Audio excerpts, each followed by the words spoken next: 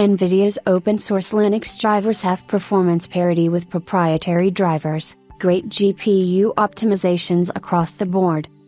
NVIDIA's open-source Linux kernel drivers have matured to the point that they offer performance equivalent to their own proprietary GPU drivers. NVIDIA Linux Driver 555.58 offers great optimizations, enhancing the performance of RTX GPUs. NVIDIA's open-source Linux kernel driver has improved drastically over the past 2 years, with now being on par with proprietary drivers when it comes to performance of the RTX Turing-based GPUs and up.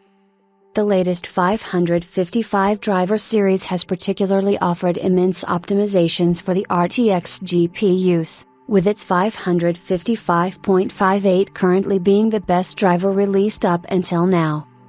Onyx recently tested the 555.58 Linux kernel driver against the latest NVIDIA's proprietary drivers and found out that the performance difference between the two is almost negligible.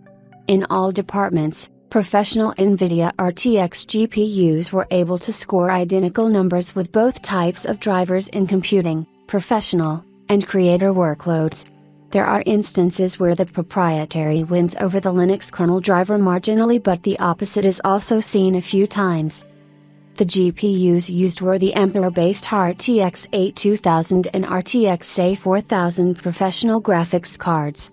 In the Compute and Creator apps, there was less than a 1% difference in most benchmarks, including the Chaos Group V-Ray, Octane Bench 2020.1, and many others.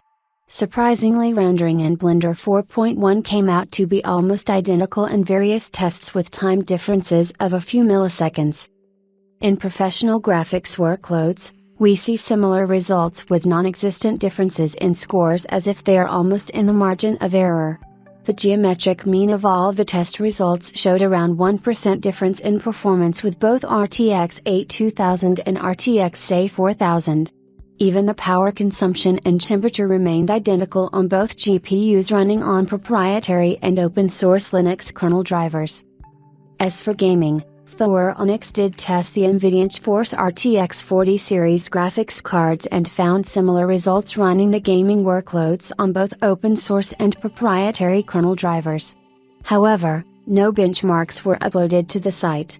That said, it's expected that the newer NVIDIA 560 Linux driver series will bring more improvements, which is in its beta phase at the moment.